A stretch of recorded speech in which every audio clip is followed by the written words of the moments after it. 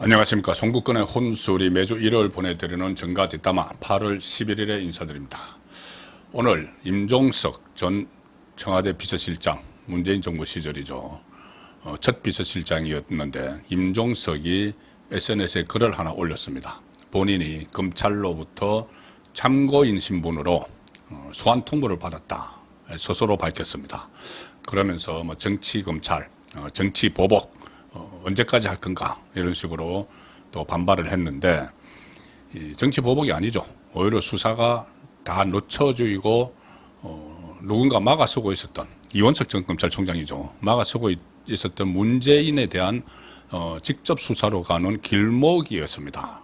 저는 처음에 이것이 검찰이 소환 통보를 했다고 해서 서울고검이 재기수사명령을 내린 서울중앙지검에서 수사하는 울산시장 선거 불법 개입 혐의, 임종석과 조국을 향해서 수사가 진행이 되고 있죠. 이것도 이원석 검찰총장 체제에서 상당히 더디게 진행이 되고 있는데 그 관련인 줄 알았는데 그게 아니었습니다. 바로 그 울산시장 선거 그 개입 혐의도 물론 가장 윗선에는 문재인 당시 대통령이 있지만 지금 임종석이 소환 통보를 받은 것은 문재인의 제3자 뇌물죄 관련입니다. 바로 이상직 이스타항공 설립자가 문다혜 씨의 태국 이주를 도와주고 문다혜 씨 부부 2억 원 플러스 알파를 지원을 했다. 그리고 그 대가로 중진공 이사장 자리를 받고 나중에 민주당 공천권도 따냈다. 자, 그 제3자 뇌물죄입니다.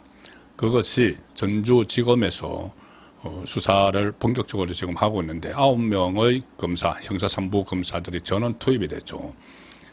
어제 서정옥의 법대로에서 서정옥 변호사가 올커트 프레싱을 하고 있다. 그것은 이제 수사가 막바지에 들어섰기 때문에 올커트 프레싱으로 전력 투구를 한다는 이야기인데, 자, 그러면 그 전에 중진공 그 이사장으로 안전대 대해서 중기부 장관, 차관들을 다 불렀고 전주지검에서 또 청와대에서는 조현옥 인사수석 그리고 그때 백원우 민정비서관 줄줄이 소환을 했었죠. 그런데 그 위에 있던 임종석 비서실장을 소환을 했다는 것은 그 다음 단계 문재인으로 가는 길목에 있는 임종석이 딱 포착이 됐습니다. 그래서 임종석 다음에는 문재인 쪽으로 갈 것인데, 자, 문재인과 관련한 수사 이거 외에도 여러 가지가 있죠. 그런데 윤석열 정부 2년 동안 전혀 진전이 되지 않고 있었습니다. 문재인뿐이 아니고 배우자인 김정숙 그리고 문다혜, 특활비 이런 것도 있죠. 자, 그게 수사가 안 된 이유가 이원석 현 검찰총장이 막아서고 있었다. 이게 법조계와 정가에 놔두는 중론입니다. 그런데 오늘 제가 속보로 전해드렸다시피 검찰총장이 이제 바뀌죠. 심우정 법무부 차관이 검찰총장, 새 검찰총장 후보자로 낙점이 돼서 이제 인사청문회를 거치면은 새로운 검찰총장이 되는데, 이 상황에서 지금 이원석 검찰총장은 거의 레임덕이죠. 레임덕 임기 말 권력 누수. 그래서 이원석 검찰총장이 막아서고 있었는데 문재인 수사를, 특히 이재명 수사도 그렇지만 문재인 쪽에 많이 막아서고 있었습니다. 그것이 방어막이 지금 뚫리는 보호막, 이원석 보호막이 점점 이제 허물어지는, 자, 그 단계로 접어들었습니다. 그래서 이 추세로 가면은 넘버2, 당시 넘버2, 청와대 넘버2인 임종석이 소환 통보를 받았기 때문에 문재인도 곧 검찰에 출석을 할 가능성이 상당히 높다. 그래서 정가에서 앞으로 문재인 수사가 이재명 수사는 물론이고 이재명의 수사와 재판은 물론이고 문재인 수사가 큰 좀 파장을 불러일으킬 것 같은 그런 그 상황으로 들어가고 있습니다. 특히 이원석 현 검찰총장이 이재명도 그렇지만은 특별히 많이 봐준 쪽은 문재인이다.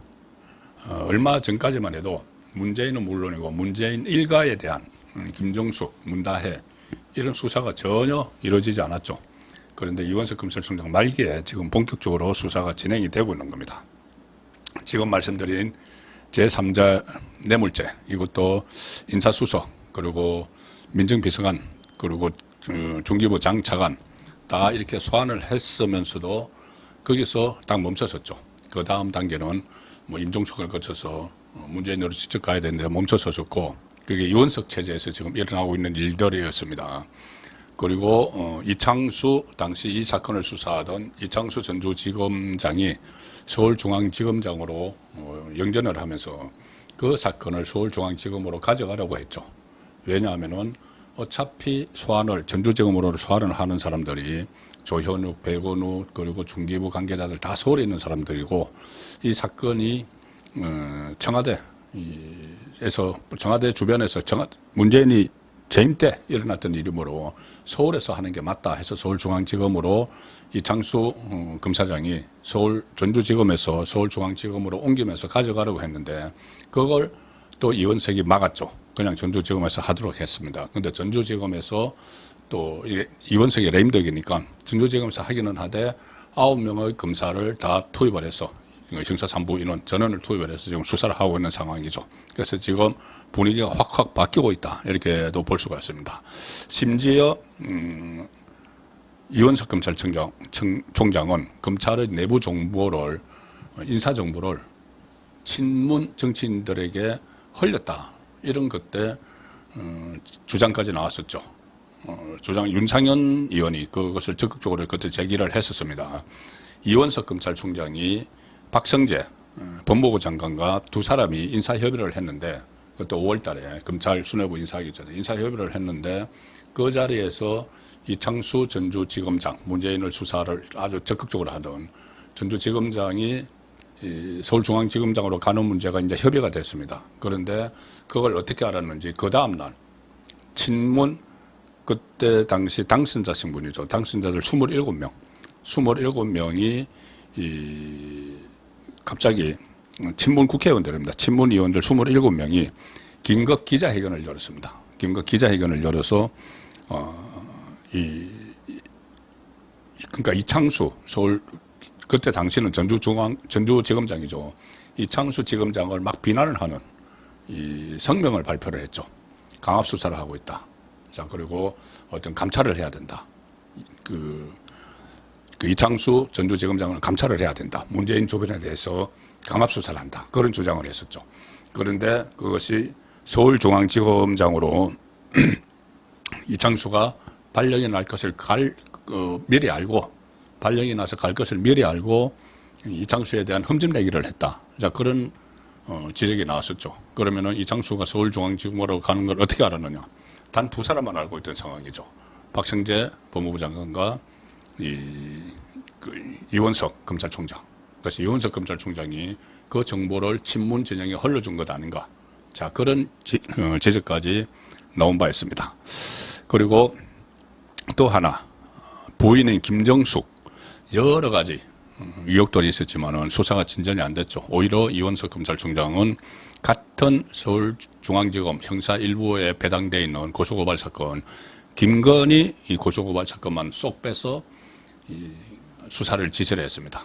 전담반을 만들어라. 그렇게 하고 김종숙 건 캐비넷 속에 놓아줬죠.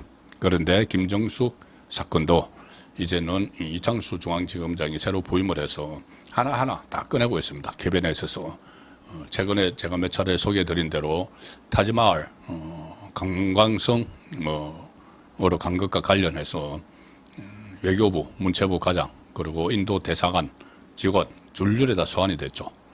또 있습니다. 감봉권 특할비로 옷 구두 산 의혹.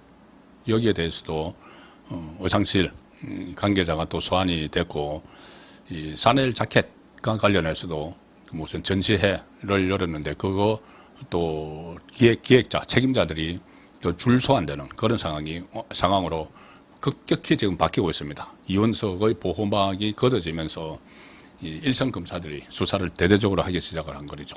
그런데 여기서 또 심우정 검찰총장 체제가 들어서면은 더 강하게 수사를 밀어붙일 가능성이 많습니다. 왜? 이원석 보호막이 사라지기 때문에. 그렇죠. 이거 외에도 문재인에 대한 수사가 벌어져야 되는 건 많죠. 월성원전 경제성 조작 사건도 있고, 조금 전에 말씀드린 울산시장 선거 청와대 7개, 8개 부서가 조직적으로 개입한 사건, 그리고 산자부 블랙리스트, 우리 서해 공무원, 피살 공무원 월북몰이, 이런 게 상당히 많은데 아예 서면 조사조차도 하지 않았습니다. 문재인에 대해서는 2년 동안. 그리고 또 문재인이 발탁을 했던 김명수 전 대법원장에 대한 소환도 한 번도 안 했죠. 그러다가 최근에 이원석 보호막이 또 사라지면서 김명수 전 대법원장에 대한 소환 통보도 있었습니다. 최근 분위기가 상당히 급변하고 있다. 그렇게 볼 수 있는데 문재인의 지금 다른 사건들 또 캐비넷에서 속속 꺼내는 그 상황에서 전주지검 형사 3부 9명이 전원이 투입이 돼서 이 문재인의 제3자 뇌물죄를 수사하는 전주지검 형사 3부가 임종석에게 소환 통보를 했다. 임종석이 스스로 밝혔습니다. 지난 9일, 그러니까 금요일에 소환을 통보를 했는데 이 8월 중, 이달 중에 조사가 이루어질 예정입니다. 조현옥 전 그 청와대 인사수석이죠. 그 소환 통보서에 보면은 피의자 조현옥 등에 대한 직권남용 권리 행사 방해 피의 사실 뭐 이런 내용입니다. 그래서 조현옥과 관련해서 소환을 한다. 그러니 제3자 뇌물죄를 그 적용받게 되는 문재인에 대한 수사죠. 문재인에 대한 수사니까 비서실장까지 이렇게 불렀으면은 수석 비서관에 있어 처음에 비서관, 수석 비서관 또 이렇게 불렀으면은 비서실장을 불렀으면은 그 다음은 대통령 차례죠. 그래서 이번에는 멈추지 않고 이원석 보호막이 사라졌기 때문에 지금 임종석에게까지 갔습니다. 이 구체적인 그 혐의점은 이겁니다. 2017년 말에 청와대에서 비공식 회의가 열렸는데 그 대통령 비서실장은 인사위원장입니다. 그 청와대 인사위원장. 거기 이제 인사수석도 참석하고 검증을 하는 민정수석도 참석하고 그렇게 하죠. 그때 당시에. 그런데 그때 조현옥을 비롯해서 참석자들이 인사수석을 비롯해서 참석자들이 줄줄이 이제 소환을 됐는데 그때 민정수석은 또 조국입니다. 근데 이제 조국은 그때 백원우 민정비서관을 소환을 했기 때문에 조국은 소환을 하지 않는 상황인 것 같은데 어쨌든 그 청와대 비공식 회의에서 이상직을 중진공 이사장으로 내정을 하는 결정이 됐는데 그것을 사회를 그 비공식 회의를 주재한 사람이 바로 임종석이죠. 임종석인데 임종석은 그냥 했겠습니까? 아무 자기가 알지도 못하는 이상직을 왜 중진공 이사장에 앉히는 회의를 따로 열었을까? 대통령의 지시, 문재인의 지시가 있었기에 가능한 일이죠. 그래서 문재인도 결국은 소환이 될 수밖에 없다. 문재인은 왜 그런 짓을 했느냐? 딸 부부, 지금은 이혼했지만은 딸 부부가 뭔가 석연치 않은 이유로 대통령 임기 중에 태국으로 도피성 이주를 하는데 거기 가서 잘 좀 돌봐줘라. 그쪽에 뭐 항공사를 하나 만들어가지고 거기 전무로 아예 경험도 없는 사람을 전무로 취업을 해서 2억 원 플러스 알파를 주기로 했다. 그래서 그 대가로 중진공 이사장 자리를 준 것이니까 딱 떨어지는 제3자 뇌물죄죠. 액수가 1억 원 이상이면은 특가법이 적용이 돼서 유기징역은 10년 이상 아니면 무기징역에 처하도록 되어 있는 특가법상 제3자 뇌물죄 혐의자 문재인 곧 소환될 날도 머지않은 것 같습니다. 정가 뒷담화였습니다.